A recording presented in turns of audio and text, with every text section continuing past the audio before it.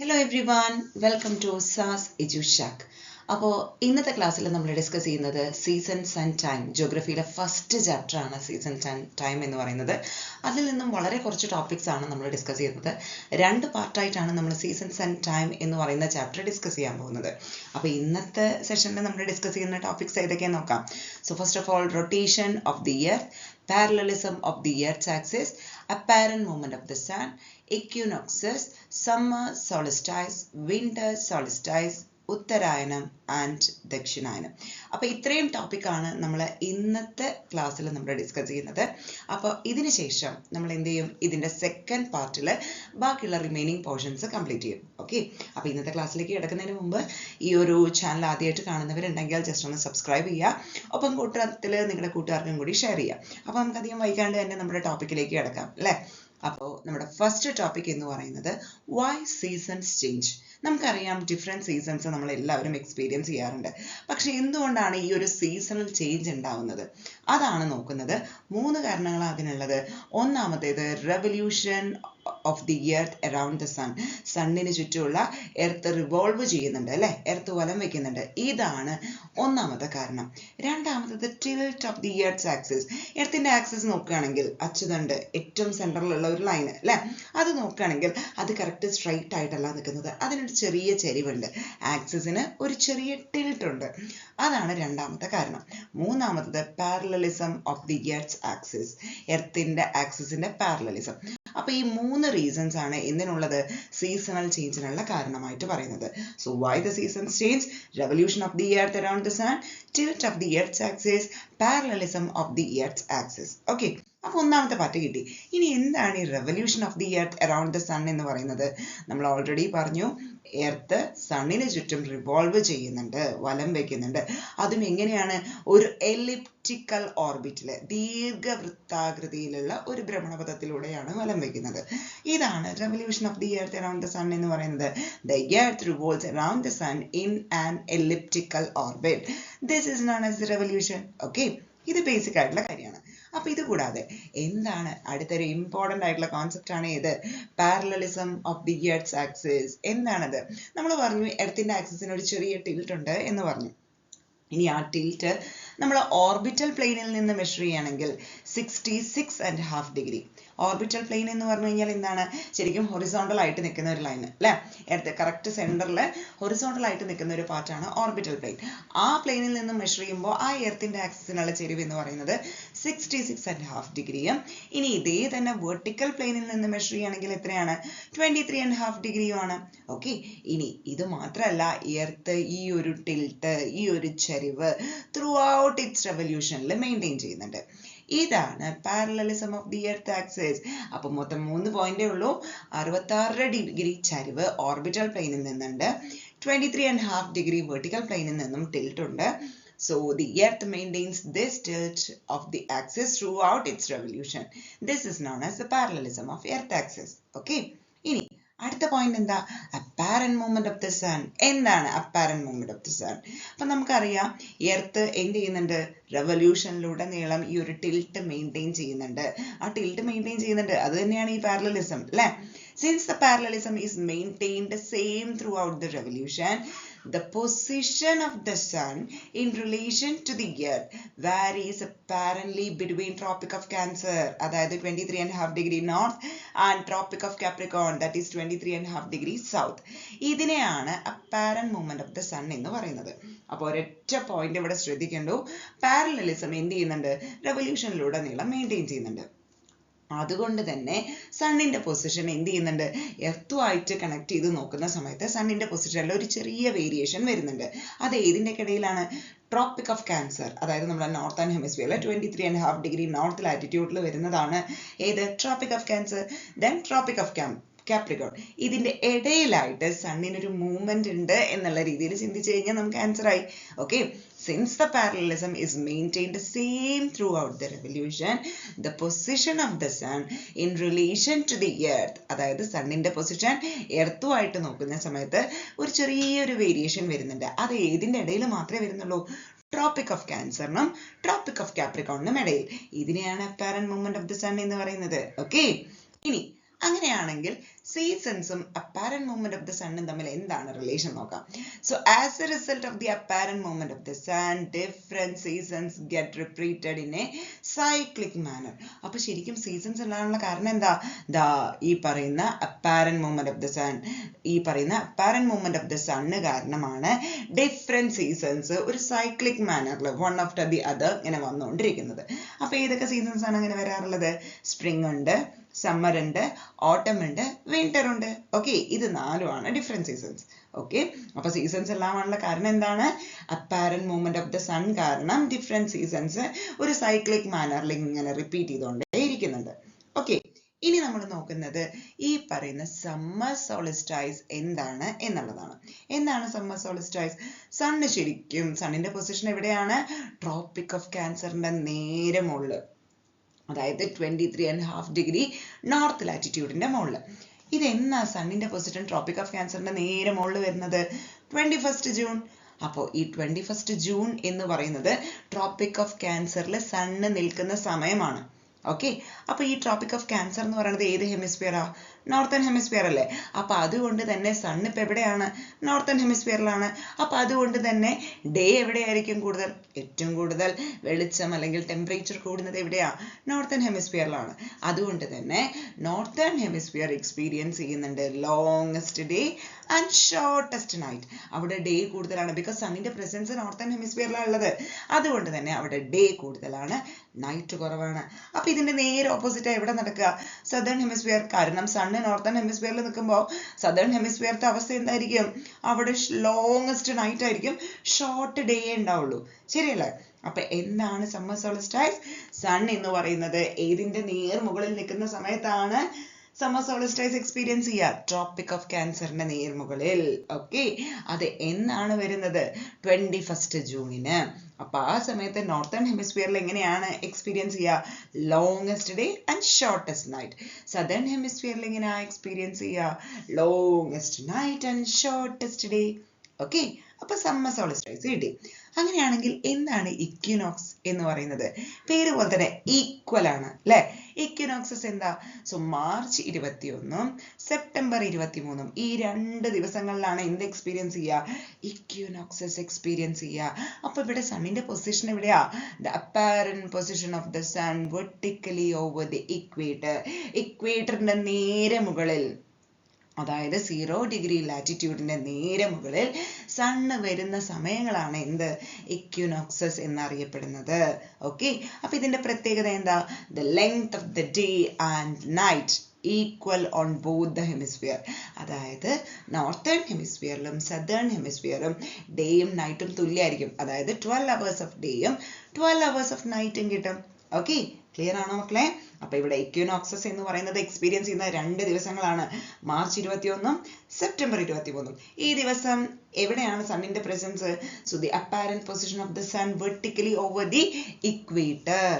ഇനി ഈ ഡേയുടെയും നൈറ്റിന്റെയും പ്രത്യേകത എന്താ? 2 ഹെമിസ്ഫിയറിലും equal amount of day, equal amount of night. അതായത് 12 hours ഓഫ് ഡേയും 12 hours ഓഫ് നൈറ്റും. അപ്പൊ ഇക്വിനോക്സസ് ക്ലിയർ അല്ലേ? അങ്ങനെയാണെങ്കിൽ ഇനി എന്താ വിന്റർ സോളിസ്റ്റൈസ്?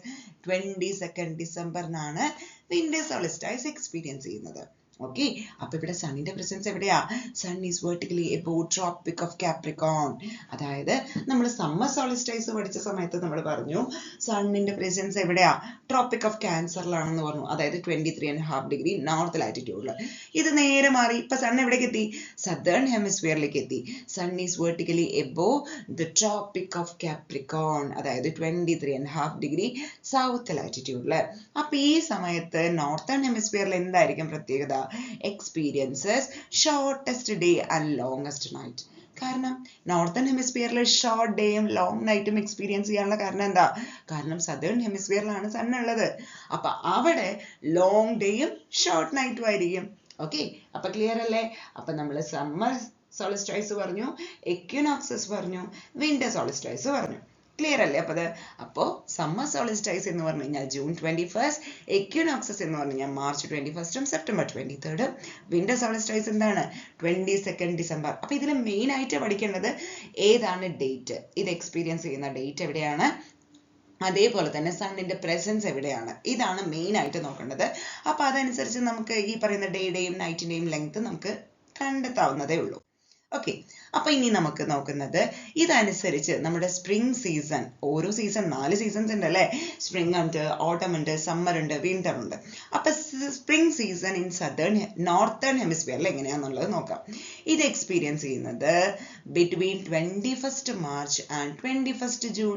21st മാർച്ചിനും 21st ജൂണിനും ഇടയിലാണ് എന്ത് എക്സ്പീരിയൻസ് ചെയ്യുക? സ്പ്രിംഗ് സീസൺ എക്സ്പീരിയൻസ് ചെയ്യുക. എവിടെ? നമ്മുടെ നോർത്തേൺ ഹെമിസ്ഫിയറിൽ. അപ്പൊ സൺ ഇവിടുന്ന് എങ്ങോട്ട് മൂവ് ചെയ്യും? ഇക്വേറ്ററിൽ നിന്ന് ട്രോപ്പിക് ഓഫ് ക്യാൻസറിലോട്ട് മൂവ് ചെയ്യും. The transition from winter to summer, വിന്ററിൽ നിന്ന് സമ്മറിലേക്കുള്ള ഒരു ട്രാൻസിഷൻ ആണ് ഈ ഒരു സ്പ്രിംഗ് സീസൺ എന്ന് പറയുന്നത്. ഈ സമയത്ത് ഈ പറയുന്ന പ്ലാന്റ്സ് ഒക്കെ ചെറിയ ചെറിയ തളിരിടുന്നത്, അതേപോലെ തന്നെ ഈ മാമ്പഴം അതൊക്കെ മാവൊക്കെ പൂക്കുന്ന സമയം, അതേപോലെ ജാക്ക് ഫ്രൂട്ട് ട്രീസ് കുഞ്ഞു കുഞ്ഞു കുഞ്ഞ് പ്ലാവിൽ ചാവലിടുന്ന സമയം, ഇതൊക്കെ എപ്പോഴാ? സ്പ്രിംഗ് സീസണിലാണ് എക്സ്പീരിയൻസ് ചെയ്യുക. ഓക്കെ, അപ്പൊ ബിറ്റ്വീൻ 21st മാർച്ചിനും 21st ജൂണിനും ഇടയിലാണ് ഇത് എക്സ്പീരിയൻസ് ചെയ്യുക. സണ്ണ് മൂവ് ചെയ്യുന്നുണ്ട്. എവിടുന്ന് എങ്ങോട്ട്? ഇക്വേറ്ററിൽ നിന്ന്. അതായത് മാർച്ച് 21 സൺ എവിടെയാണെന്ന് അറിയാം നമുക്ക്, ഇക്വേറ്ററിലാണ്. അവിടുന്ന് എങ്ങോട്ട് പോകും? ട്രോപ്പിക് ഓഫ് ക്യാൻസറിലോട്ട് പോകും. അപ്പൊ ജൂൺ 21 എത്തി. അപ്പൊ ഈ ഒരു ഇൻ ബിറ്റ്വീൻ ഉള്ള പീരീഡിൽ എക്സ്പീരിയൻസ് ചെയ്യുന്നതാണ് സ്പ്രിംഗ് സീസൺ. അപ്പൊ വിന്ററിൽ നിന്ന് സമ്മറിലേക്കുള്ള ഒരു ട്രാൻസിഷൻ പീരീഡ് ആണ് സ്പ്രിംഗ്. ഇനി അടുത്തത് ഏതാ? നമ്മുടെ summer season. Summer season experience ചെയ്യുന്നത് എപ്പോഴാ? ഈ പറയുന്നത് 21st ജൂണിനും 23rd സെപ്റ്റംബറിനും. അപ്പോൾ ഒരു സൈക്കിളായിട്ട് ആലോചിക്കാം. മാർച്ച് 21 നമ്മൾ തുടങ്ങി, ജൂൺ 21 എത്തുന്ന സമയത്ത് നമുക്ക് സ്പ്രിംഗ് ആയിരുന്നു. ദെൻ 21st ജൂൺ മുതൽ 23rd സെപ്റ്റംബർ വരെ നമ്മൾ എക്സ്പീരിയൻസ് ചെയ്യുന്നത് ഏതാ? ഈ പറയുന്ന ട്രോപ്പിക് ഓഫ് ക്യാൻസറിൽ നിന്ന് ഇക്വേറ്ററിലാണ് സണ്ണ് മൂവ് ചെയ്യുന്നത്. ഓക്കെ, ഈ സമയത്ത് അറ്റ്മോസ്ഫിയറിക് ഹീറ്റ് കൂടും. സമ്മർ എന്ന് പറഞ്ഞാൽ തന്നെ ചൂടാണ് അല്ലേ? വാട്ടർ ബോഡീസ് എല്ലാം ഡ്രൈ ആവാൻ തുടങ്ങുന്നത് സമ്മർ സീസണിലാണ്. ഇനി നമ്മുടെ മൂന്നാമത്തെ സീസൺ ആണ് ഏത്? Autumn season in the northern hemisphere. ഇത് എക്സ്പീരിയൻസ് ചെയ്യുന്നത് September 23rd to December 22nd ഇത് എക്സ്പീരിയൻസ് ചെയ്യുന്നത്. ഓക്കെ, അപ്പൊ ദാ നമ്മൾ ഫസ്റ്റ് പാർട്ട് മാർച്ച് 21 തുടങ്ങി, ജൂൺ 21 എത്തി, ദെൻ ജൂൺ 21 സെപ്റ്റംബർ 23rd എത്തി, ഇനി സെപ്റ്റംബർ 23rd ഡിസംബർ 22nd എത്തി. ഈ സമയത്ത് ഓട്ടം എന്ന് പറയുന്നത് എന്താണ്?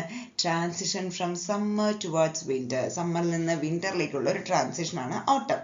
ഓക്കെ, ഇനി അറ്റ്മോസ്ഫിയറിക് പ്രഷർ ഇവിടെ എന്താണ്? ഡിക്രീസ് ചെയ്യുക. Shortening off day and lengthening of night. ഈ സമയത്ത് ഡേയുടെ അളവ് കുറയും, പക്ഷെ നൈറ്റിന്റെ അളവ് കൂടും അല്ലേ? നമുക്ക് എല്ലാവർക്കും ഇഷ്ടമാണ്, കാരണം ഡേ കുറവാണ്, നൈറ്റ് കൂടുതലല്ലേ, കിടന്നുറങ്ങാലോ അല്ലേ? Trees shed their leaves. ഈ ചെടി മരങ്ങളെല്ലാം ഇല പൊഴിക്കുന്ന കാലമാണിത്. Adaptation to survive of the forthcoming dry winter. ഇത് എന്തിനു വേണ്ടിയിട്ടാണ് ഇത് ചെയ്യുന്നത്? ഇനി വരാൻ പോകുന്ന വിന്ററിനെ അതിജീവിക്കാനുള്ള ഒരു എന്താ പറയുക, മരങ്ങളുടെ എല്ലാം ഒരു തയ്യാറെടുപ്പാണിത്, ഈ ഒരു ഓട്ടം സീസൺ എന്ന് പറയുന്നത്. ഇനി ഫൈനലി നമ്മുടെ വിന്റർ സീസൺ, അതിന് നോർത്തേൺ ഹെമിസ്ഫിയറിൽ എപ്പോഴാണ് എക്സ്പീരിയൻസ് ചെയ്യുന്നത്? Between 22nd December two 21st മാർച്ചിലാണ് ഇത് എക്സ്പീരിയൻസ് ചെയ്യുന്നത്. ഈ ഒരു പീരീഡിന്റെ പ്രത്യേകത എന്താ? വിന്റർ സീസണിന്റെ പ്രത്യേകത എന്താ? ഇത് ശരിക്കും March winter season in northern ഹെമിസ്ഫിയറിലാണ് ഇത് എക്സ്പീരിയൻസ് ചെയ്യുന്നത് നമ്മൾ പറഞ്ഞു. ഫാളിങ് സ്നോ, എന്താണ്? മഞ്ഞ് വീഴ്ച. വിന്റർ എന്ന് പറഞ്ഞാൽ തന്നെ എന്താണ്? നമ്മുടെ മനസ്സിൽ തന്നെ ഒരു കുളിർമയാണ് അല്ലെ? ഒരു മഞ്ഞ് വീഴ്ച ഉണ്ടാവാറുണ്ട്. ഫ്രീസിങ് കോൾഡ് ടെമ്പറേച്ചർ, ഭയങ്കര തണുപ്പാ ഈ ഒരു സമയത്ത് എക്സ്പീരിയൻസ് ചെയ്യുന്നത്. ഓക്കെ, അപ്പൊ നമ്മൾ 4 സീസൺസ് പറഞ്ഞു: സമ്മർ, വിന്റർ, സ്പ്രിംഗ്, ഓട്ടം. ഓക്കെ, അപ്പൊ ഇത് നടക്കുന്ന കറക്റ്റ് ഓർഡർ ആലോചിച്ച് വെക്കാനായിട്ട് എന്തോർത്താ മതി? SSAW എന്നുള്ളത് ഓർത്താ മതി. ഓക്കെ, അപ്പൊ ഫസ്റ്റ് എസ് എന്താണ്? ഈ പറയുന്ന സ്പ്രിംഗ് ആണ്. ദെൻ രണ്ടാമത്തത് ഏതാണ്? സമ്മർ ആണ്. ദെൻ മൂന്നാമത്തത് എ എന്ന് പറയുന്നത് ഓട്ടം. Then finally winter. ഇതാണ് നമ്മുടെ സൈക്ലിക്കൽ ഓർഡർ: സ്പ്രിംഗ്, സമ്മർ, ഓട്ടം, വിന്റർ. ഓക്കെ, അപ്പൊ ഇതെല്ലാം ഈ ഓർഡർ എന്തിന്റെ അടിസ്ഥാനത്തിലാണ് പറയുന്നത്? നോർത്തേൺ ഹെമിസ്ഫിയറിൽ നടക്കുന്ന ഓർഡറിലാണ് പറഞ്ഞിരിക്കുന്നത്. ഇനി നമുക്ക് നോക്കാം എന്താണ് ഉത്തരായനം, എന്താണ് ദക്ഷിണായനം. ഉത്തരായനം എന്ന് വെച്ച് കഴിഞ്ഞാൽ എന്താ? So north word. ഉത്തരം എന്ന് പറഞ്ഞാൽ തന്നെ എന്താണ്? പണ്ട് കാലത്ത് വീടിന്റെ മേൽക്കൂര ഉത്തരം എന്നൊക്കെ പറയില്ലേ, അങ്ങനെ ആലോചിച്ച് വെക്കുക. ഉത്തരായനം എന്നതുകൊണ്ട് ഉദ്ദേശിക്കുന്നത് എന്താ? North word. സണ്ണ് നോർത്ത് നോക്കി പോകുന്നുണ്ട്. നോർത്ത് മുകളിലല്ലേ ഇരിക്കുന്നത്. So northward apparent movement of the sun from tropic of Capricorn to tropic of cancer. ഇതാണ് ഉത്തരായനം. എവിടുന്ന് എങ്ങോട്ടാണ്? നോർത്തിലോട്ട് നോക്കി പോകുന്നു. അപ്പൊ എവിടുന്ന് എങ്ങോട്ടാ പോവാ? ട്രോപ്പിക് ഓഫ് കാപ്രിക്കോണിന്ന് ക്യാൻസർ. ക്യാൻസർ മുകളിലല്ലേ, കാപ്രിക്കോൺ താഴെയല്ലേ, കാപ്രിക്കോണിന്ന് ക്യാൻസറിലോട്ട് പോകുന്നു. അതാണ് ഉത്തരായനം. അത് ഏത് പീരീഡിലാണ്? 22nd December two June 21st. ശരിയല്ലേ? 22nd ഡിസംബറിൽ സൺ എവിടെയാ? Tropic of കാപ്രിക്കോണില്. ജൂൺ 21st എവിടെയാണ്? ഈ പറയുന്ന ട്രോപ്പിക് ഓഫ് ക്യാൻസറിലാണ്. ശരിയല്ലേ? അപ്പൊ ഇവിടുന്ന് എങ്ങോട്ടാ പോണത്? 22nd ഡിസംബറിൽ നിന്ന് ജൂൺ 21st പോകുന്നത്. അപ്പൊ ഇവിടെ എങ്ങനെയാണ് duration off day in the northern hemisphere? ശരിക്കും നോർത്തേൺ ഹെമിസ്ഫിയറിൽ ഡേ ഇങ്ങനെ കൂടി കൂടി വരും. കാരണം സൺ എങ്ങോട്ട് നോക്കിയാ പോകുന്നത്?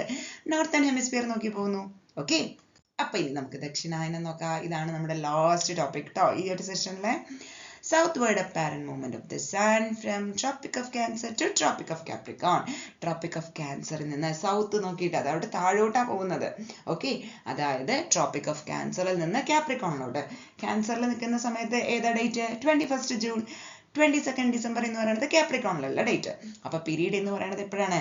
21st June to 22nd December ആണ്. The duration of the day in the southern hemisphere gradually increases during this period. കാരണം സണ്ണ് പോകുന്നത് southern hemisphere നോക്കിയിട്ടാണ്. അതുകൊണ്ട് തന്നെ ഡേയുടെ ഡ്യൂറേഷൻ ഇവിടെ കൂടും. ഓക്കെ, സോ ക്ലിയർ അല്ലേ? അപ്പൊ ഇന്ന് നമ്മൾ ഒരുപാട് ടോപ്പിക്കുകൾ നമ്മൾ ഡിസ്കസ് ചെയ്തു. അപ്പൊ എല്ലാവരും ക്ലിയർ ആയിരിക്കും എന്ന് വിചാരിക്കണം. അപ്പൊ എന്തെങ്കിലും ഡൗട്ട് ഉണ്ടെങ്കിൽ ഒന്ന് കമന്റ് ചെയ്ത് ഡൗട്ട് ചോദിക്കാൻ മറക്കരുത്. അടുത്ത ക്ലാസ്സിൽ ആ ഡൗട്ടും കൂടെ ക്ലിയർ ചെയ്തിട്ട് നമ്മൾ ഇനിയുള്ള ക്ലാസ്സിൽ നമ്മൾ ഡിസ്കസ് ചെയ്യുന്ന ടോപ്പിക്സ് ഇതൊക്കെയാണ്. ഏതൊക്കെയാണ് നെക്സ്റ്റ് ക്ലാസ്സിൽ നമ്മൾ നോക്കുന്നത്?